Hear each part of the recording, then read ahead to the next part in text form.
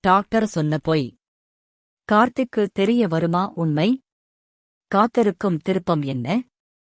கார்த்திகை தீபம் இன்றைய episode update.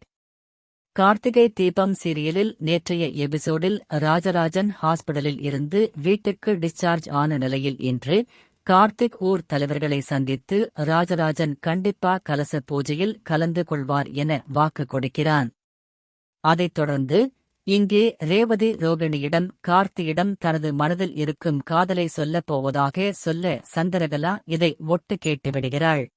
பிறகு கார்த்திக் சாமுண்டீஸ்வரியை சந்திக்க வேண்டும் என கோவிலுக்கு வர சொல்ல சாமுண்டீஸ்வரி மற்றும் சந்திரகலா என இருவரும் கிளம்பி செல்கின்றனர். கலச பூஜைக்கு மாமாவை அனுப்பி வைக்க வேண்டும் என கார்த்திக் கோரிக்கை வைக்க சாமுண்டீஸ்வரி அவரை எதிர்த்து அனுப்பணும் என வாக்குவாதம் செய்கிறார். அதைத் தொடர்ந்து ராதிகா என்ற பெண்மணி ஸ்கூட்டியில் வந்து கொண்டிருக்க அப்போது சிலர் வழிமறித்து காதலிக்க சொன்ன காதலிக்க மாட்டியா என ஆசிட் அடிக்க முயற்சி செய்கின்றனர்.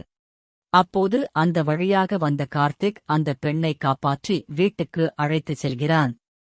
ரேவதிக்கு ட்ரீட்மெண்ட் பார்த்த டாக்டரின் மகள்தான் இந்த ராதிகா என்ற உண்மை தெரிய வருகிறது. பிறகு கார்த்திக் அங்கிருந்து கிளம்பியதும் டாக்டர் தனது மகள் ராதிகாவிடம் ரேவதிக்கு உண்மை தெரிந்தால் உயிருக்கு ஆபத்து என பொய் சொன்ன விஷயத்தை சொல்லுகிறார்.